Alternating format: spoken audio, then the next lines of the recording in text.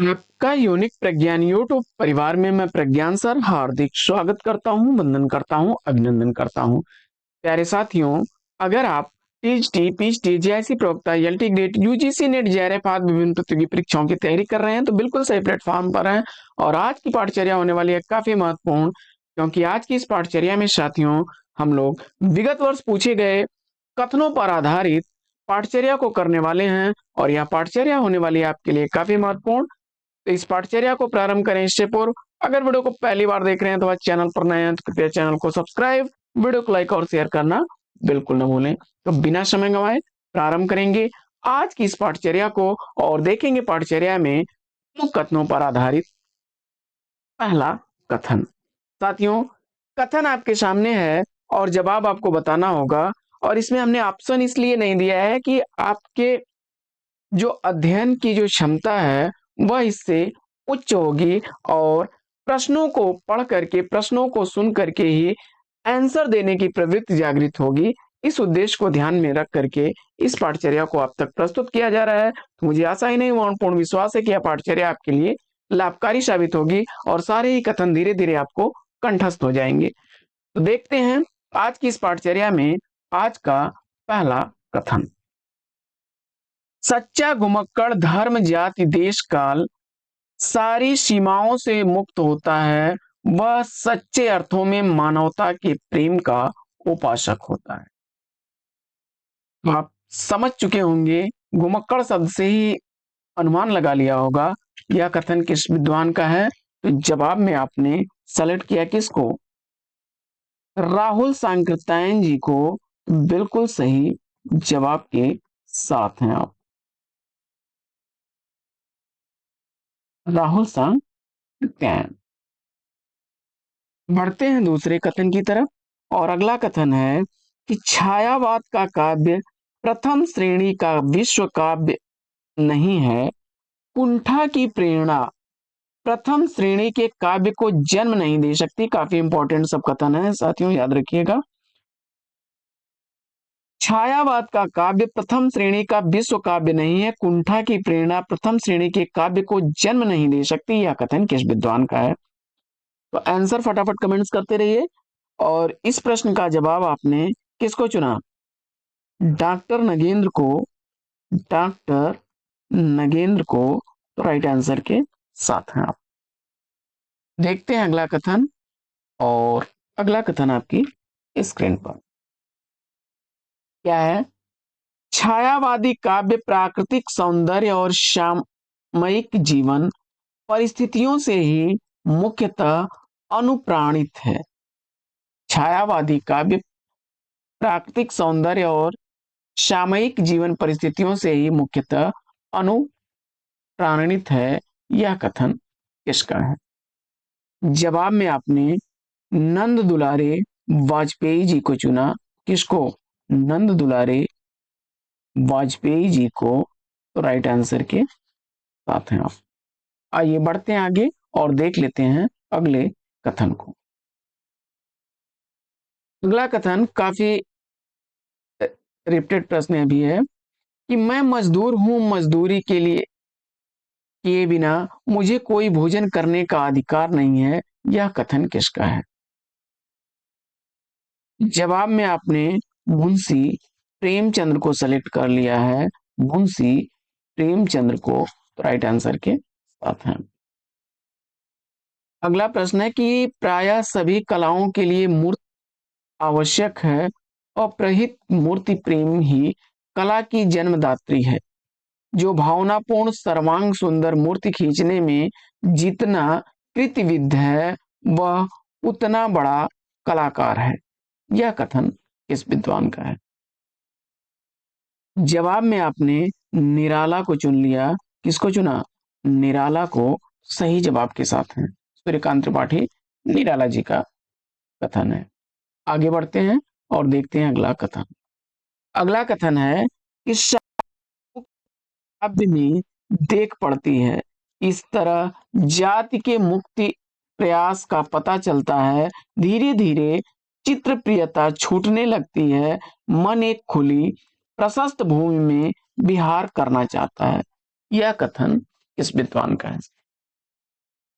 जवाब में आपने किसको चुन लिया? निराला जी को चुन लिया। तो राइट आंसर के साथ हैं आप।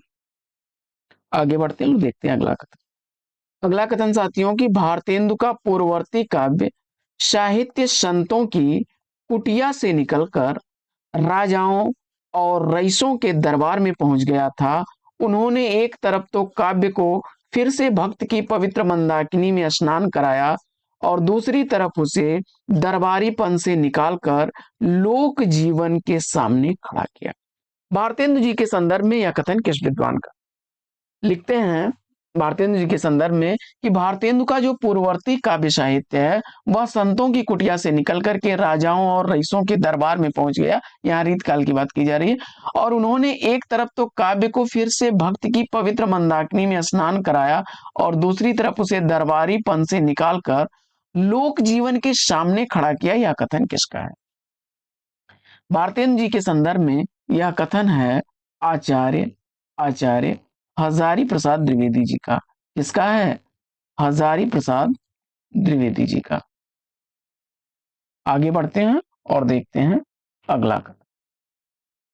अगला कथन है कि गुप्त जी की प्रतिभा की सबसे बड़ी विशेषता है कालानुसरण की क्षमता, अर्थात उत्तरोत्तर बदलती हुई भावनाओं और काव्य प्रणालियों को ग्रहण करते चलने की शक्ति। यह कथन किसका है? तो जवाब हो जाएगा मैथिली शरण गुप्त जी के संदर्भ में यह कथन किसका है? जवाब में आपने किसको चुना? आचार्य आचार्य रामचंद्र शुक्ल जी को। किसको चुना? आचार्य रामचंद्र शुक्ल जी को।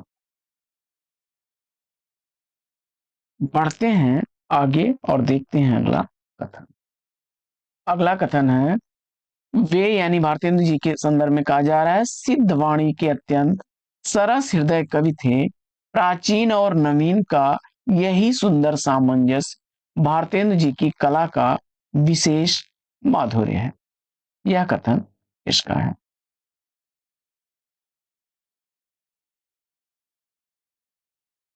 जवाब में आपने किसको चुना? आचार्य रामचंद्र शुक्ल। आचार्य रामचंद्र शुक्ल जी को चुना।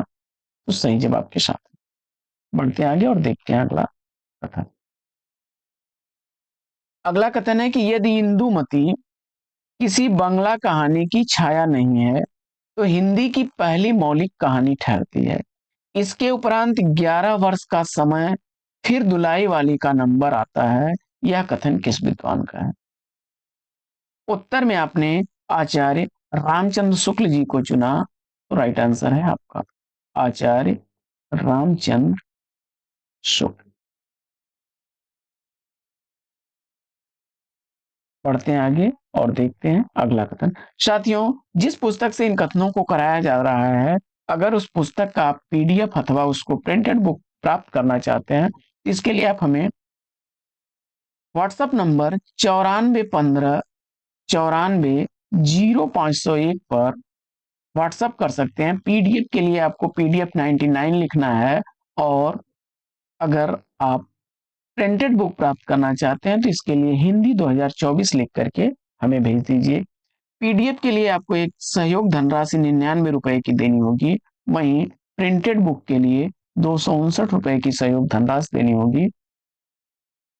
तो अगर आप इच्छुक हैं तो आप अभी हमें व्हाट्सएप कर सकते हैं अथवा पाठचर्या को आप कंटिन्यू करिए, पाठचर्या के उपरांत कर सकते हैं। तो देखते हैं पाठचर्या में इस कथन को। यह कथन किस विद्वान का है? मेरे विचार में खड़ी बोली में इस प्रकार कर्कशपन है कि कविता के काम में ला उसे सरसता संपादन करना प्रतिभावान के लिए कठिन है। तब तुकबंदी करने वालों को कौन कहे? यह किसका कथन है? उत्तर में आपने किसको चुना? तो बाल कृष्ण भट्ट जी को चुन लिया आपने।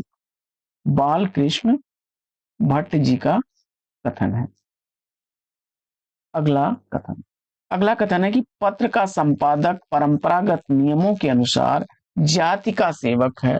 वह जो देखता है जाति की विराट दृष्टि से ही देखता है। यह कथन किसका है? और जवाब में आपने प्रेमचंद को चुन लिया। राइट आंसर है यह कथन प्रेमचंद का है।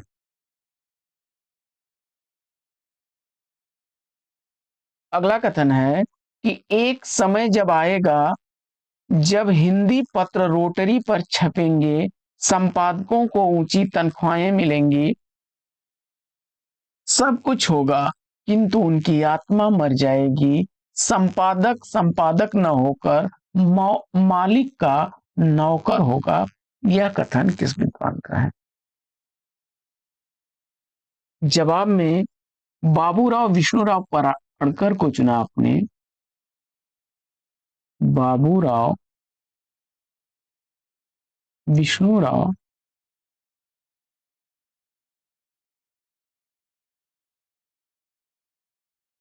विष्णुराव पराड़कर।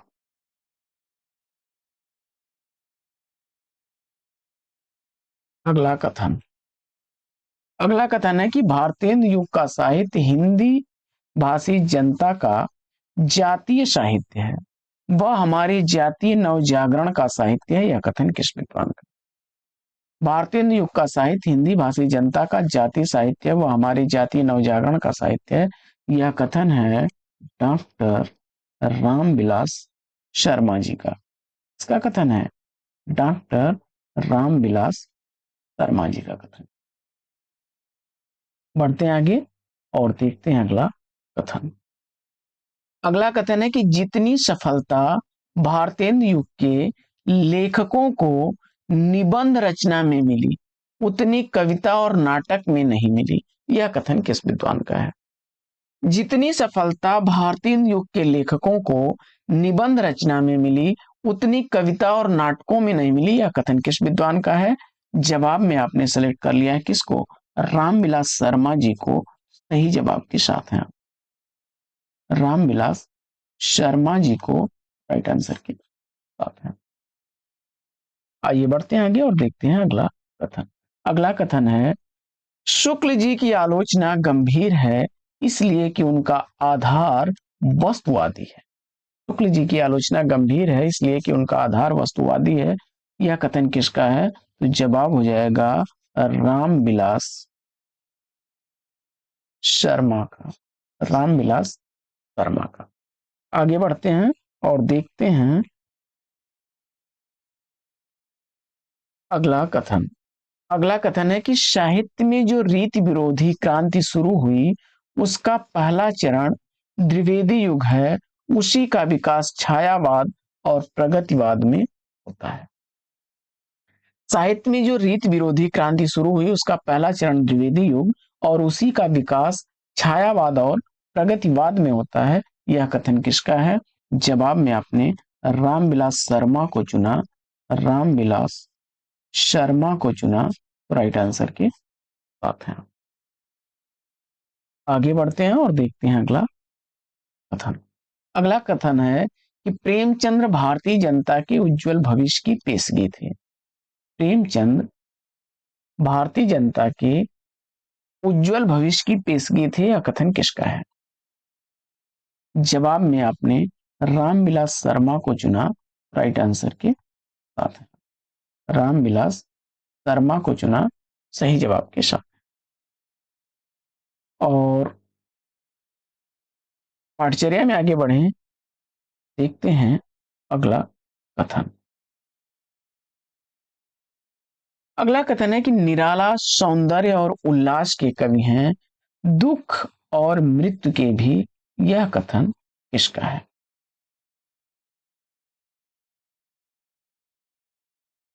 निराला सौंदर्य और उल्लास के कवि हैं, दुख और मृत्यु के भी। यह कथन किसका है? यह कथन भी है किसका? रामविलास शर्मा जी का। आगे भक्ति आंदोलन एक जाति और जनवादी आंदोलन है। यह कथन किसका है? भक्ति आंदोलन एक जाति और जनवादी आंदोलन है। यह कथन भी रामविलास शर्मा जी का। अगला कथन है कि केशव काव्य में अलंकार का स्थान प्रधान समझने वाले चमत्कारी कवि थे। यह कथन किसका है? केशव के संदर्भ में यह कथन आचार्य रामचंद्र शुक्ल जी का है। आचार्य रामचंद्र शुक्ल जी का है। अगला प्रश्न है कि छंदों के वैविध्य के कारण रामचंद्रिका छंदों का अजायब घर है। छंदों के वैविध्य के कारण रामचंद्रिका छंदों का अजायब घर है, यह कथन किसका है? तो जवाब हो जाएगा, यह कथन है राम स्वरूप चतुर्वेदी जी का। राम स्वरूप चतुर्वेदी जी का। अगला कथन है कि निराला जी में बहुवस्तु स्पर्शनी प्रतिभा है। निराला जी में बहुवस्तु स्पर्शनी प्रतिभा है, यह कथन किसका है? और इस प्रश्न का राइट आंसर आपने आचार्य रामचंद्र शुक्ल जी को दिया। राइट आंसर है आचार्य रामचंद्र शुक्ल। बढ़ते हैं आगे और देखते हैं अगला कथन। अगला कथन है कि निराला जी पर बंग भाषा की काव्य शैली का प्रभाव है। यह कथन किसका है? निराला जी पर बंग भाषा की काव्य शैली का प्रभाव है, यह कथन किसका है? जवाब में अपने आचार्य रामचंद्र शुक्ल जी को चुना। आचार्य रामचंद्र शुक्ल जी को चुना, तो राइट आंसर है। साथियों, प्रस्तुत पाठचर्या का पीडीएफ प्राप्त करने के लिए आप हमें टेलीग्राम चैनल यूनिक प्रज्ञान को ज्वाइन कर सकते हैं। और अगर इस बुक का पीडीएफ अथवा प्रिंटेड बुक लेना चाहते हैं तो इसके लिए आप हमें 9415940501 पर व्हाट्सएप कर सकते हैं। पीडीएफ के लिए आपको टाइप करना होगा पीडीएफ 99, जिसके लिए एक सहयोग धनराशि आपको 99 रुपए की देनी होगी। वहीं प्रिंटेड बुक के लिए आपको टाइप करना होगा हिंदी 2024 और व्हाट्सएप नंबर 9415940501 पर सेंड कर देना होगा। हिंदी 2024 कोड के लिए यानी प्रिंटेड बुक के लिए आपको एक सहयोग धनराशि 259 रुपए की देनी होगी। बढ़ते हैं पाठचर्या में आगे और देखते हैं अगला कथन। अगला कथन है कि संगीत को काव्य के और काव्य को संगीत के अधिक निकट लाने का सबसे अधिक प्रयास निराला जी ने किया। यह कथन किस विद्वान का है? संगीत को काव्य के और काव्य को संगीत के अधिक निकट लाने का सबसे अधिक प्रयास निराला जी ने किया। यह कथन किस विद्वान का है? जवाब में आपने आचार्य रामचंद्र शुक्ल को चुना। राइट आंसर है आपका आचार्य रामचंद्र शुक्ल को चुना। बिल्कुल सही जवाब के साथ हैं आप। अगला कथन है कि अद्वैत की वेदांती स्वरूप को ग्रहण करने के कारण इनकी यानी निराला की रहस्यात्मक रचनाओं में भारतीय दार्शनिक निरूपणों की झलक जगह जगह मिलती है। यह कथन किसका है? जवाब हो जाएगा, किसका कथन है यह? आचार्य रामचंद्र शुक्ल जी का। साथियों, आज की पाठचर्या कैसी लगी कमेंट्स करके जरूर बताइए। आज की फिर मिलेंगे आपसे अगले वीडियो में एक नए प्रश्न, एक नए टॉपिक, एक नए अंदाज में। तब तक के लिए लेते हैं आपसे विदा। आपका जीवन मंगलमय हो। बेस्ट विशेष बेस्ट ऑफ लक। जय हिंद साथियों।